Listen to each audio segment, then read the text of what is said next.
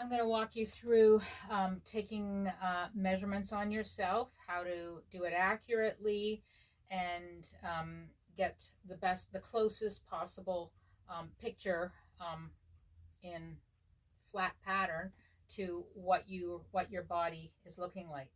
So I think I'm just going to start, and we're going to do all of our horizontal measurements first. So I've got some on the front. I've got well, everything goes all the way around. I've got one on the back here that I need to do. Now, first thing I'm sure you notice is I've got all these elastics on my dress form. So I've just used whatever I had. I like this tool for measuring myself or even a customer or whatever, because it's a good visual. The elastics, you tighten them, not too tight that they indent, but you want to have them, they'll stay in place. You'll be able to have an accurate visual of how far distance between your waist and your hips. When you're just standing there measuring yourself, you don't always see the actual distance. You sort of, you don't get the same kind of picture. So I'm going to start at the top, and at the top in blue here I have a high bust, which is above the chest. Before I get into that, you're all going to wonder what all these little thumbtacks are.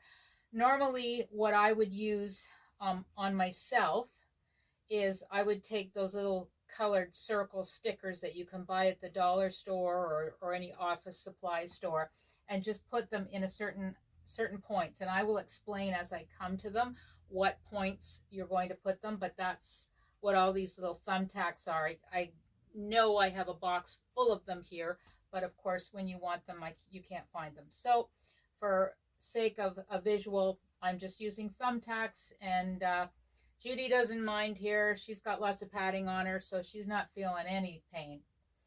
Okay, first measurement, high bust and bust. I kind of look at the two of these together because they give a little bit of a better picture as to kind of where a starting point is for a size in a pattern that you're going to buy if you're making a bodice or a dress, something from the waist up.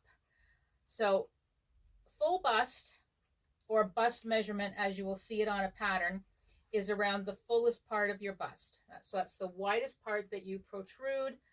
You can see here this tape is horizontal, so it's perpendicular to the floor. You want to make sure that this tape is perpendicular, as you will do for all of the ones below it. So you've got your tape around your bust. You're going to take your measurement of the fullest part of your bust here, and I've got my tape measure, so I'm going to measure across all the way around. I'm not going to actually get too close here so I don't knock my pins out, but you will check that your tape measure is on that line. That's why it's kind of a good line to have. Like, it's a good place to have a measure, like an elastic for measuring, because you can actually see that you are, again, a good visual, horizontal to the, or perpendicular to the floor. No, horizontal. So everything is coming right down even with the floor. So take your bust measurement. This next one is your high bust. Sometimes it's listed as a chest measurement. This is the measurement that I usually go by when I'm purchasing a pattern, because this is the measurement of what, on a pattern, of what this part of the size of your body is. So your bust may be, you may be a D, a C, an E, an F, whatever. You may be, your volume is all below this chest measurement. So that's not necessarily going to represent the size that you need at the top here. So you're going to take this high bust, and this one is on a bit of an angle. So it's coming across the chest. So it's going to be just above where the chest starts to come out. It's going to go under your arms. So if she had an arm here, this would be under her arm, and then back down around to the back about the same place as what your chest measure or your bust measurement is. So this one is on a bit of an angle. You're going to take this measurement. I'm just going to make sure you don't have any pins in there. And you're going to pull it not too tight that it's uncomfortable, but snug enough that you are kind of pulling it in just a little. So you're going to take this measurement here, and then you're going to have most likely a larger measurement down here. The difference between this measurement and your measurement of your full bust will determine what size of cup you are. Most pattern companies, unless they state, their patterns are all designed for a B cup. So that means that right off the bat, this area here will need some adjusting, because if you were to buy a pattern according to this measurement, maybe you're a petite person but you have a D cup, and you go by you cut your pattern out according to what the pattern envelope says your full bust is, which is a B cup, which would be smaller, then everything above is going to be bigger. Okay, so you're going to have a bigger neckline, like everything's going to sit in a different place. So this is why I like to use this measurement. Okay, so we've got our bust, our full bust, or our high bust. We're going to do, you can do an under the bust measurement. So that's right underneath your bust. This is where the bottom of your breast tissue connects back into your chest, okay, or your bra band, okay, whatever wherever the lower part is, it's basically your bra band is if it's fitting you properly, is right at the under part of your bust. So again, that this line is parallel to the floor. You're going to take your waist measurement. If you put your hands on your hips, you tip your hips a little sideways, you can feel where that indent is. If you're looking in the mirror, it's usually the smallest point when you're looking visually, the smallest part of your upper torso. Your ribs will be just above it, or you'll be at the base of your ribs. Your belly button should be just below your waist. Now, this may not be where you wear your clothes, but this is where the waist is indicated on your pattern. Next measurement is going to be the high hip. So the high hip and the full hip or hip measurement are two different measurements. High hip is top of your hip bones. You can kind of feel where the top of that pelvic bone is. You're going to measure again straight across, and this line will give you a good visual. Then you're going to measure the fullest part of your hip. So that's going to be roughly, depends on the person, but it's generally 8 to 10 inches from the waist. I'm just going to see what she is here. So she is actually 8.5 inches from my waist measurement. Okay, so you start, when you see these measurements, you start to see your body in proportion. Okay, hip measurement, take it across the fullest part of your hip. If you have if you have heavier thighs, then you want to make sure that you take it where that widest part of your thigh is as well. Okay, so you're going to take those. So those are at the front. Those are all of our horizontal lines. We've got one more at the front here that we're going to take, and that's the chest measurement. So that, or the front chest measurement. So that's going to be from, if you move your arm, you can kind of feel where your arm pivots. This may be another place. If you've got those sticky stickers, you want to put a mark there so that you've got a visual as to where your arm is. So it's also about midway from the shoulder down to the fullest part of the bust, and I'll explain these two next. So you're going to take this measurement. So this is just strictly from one armhole over to the other. Okay, across, it'll be just above where your high bust is. Now, in some people, maybe this area here is shorter, so this may end up being closer to your high bust. It will depend on your actual body measurements. So we have a shoulder measurement here, another straight horizontal line. So that's going to be measured from this point in your neck, where your neck has just kind of come down from being straight and curving in. You can probably feel your collarbone. Usually what I do is I put my thumb or my finger, sort of lay it on my collarbone, and I measure in from that. And I will take that measurement from that point to my shoulder point.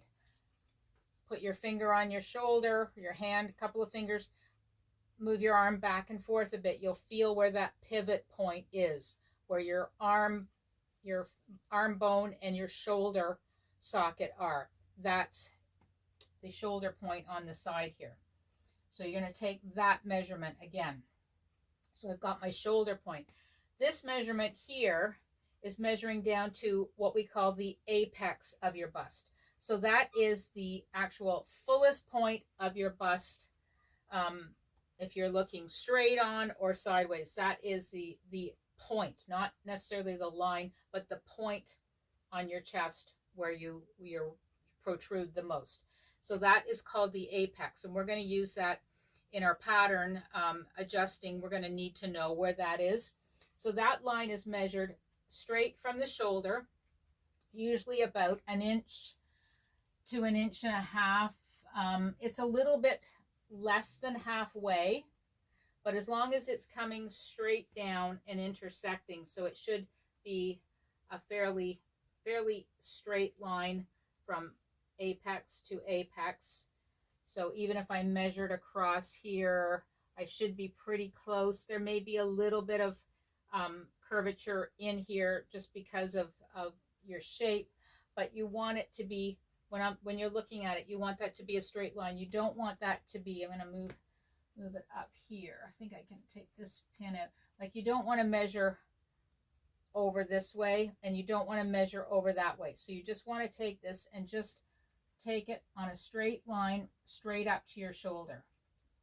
And you're going to measure down from that point down to the apex and make a mark of a point of that, because this is the fullest part of your bust. So when you're doing your pattern making, you want to make sure that this fullest part, if you're getting it around your body, the right amount of fullness and ease, you want to make sure that it's in the right depth. You don't want that fullest part to be up here or down here, because then maybe where the rest of the upper part is going to be smaller or larger. So you want to make sure that you have your measurement from your shoulder down to your apex.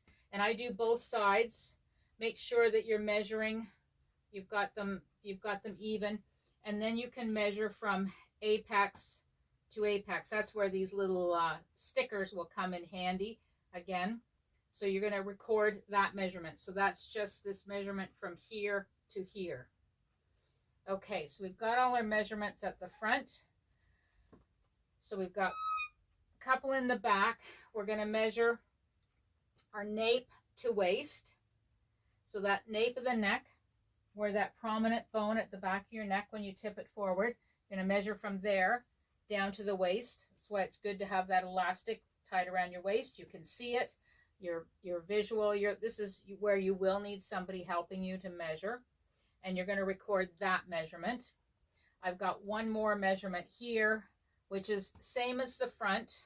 So sort of try to have help finding where, when you pivot your arm, you're going to measure from that side, and that again the back is usually a little bit higher because we are a little broader up here rather than down lower. So just find the broadest point of your back. There's usually an area, like usually there's about 2 or 3 inches where it's going to measure about the same. So you've got a little bit of wiggle room in there for that. So there's all of our measurements. You can do a neck measurement.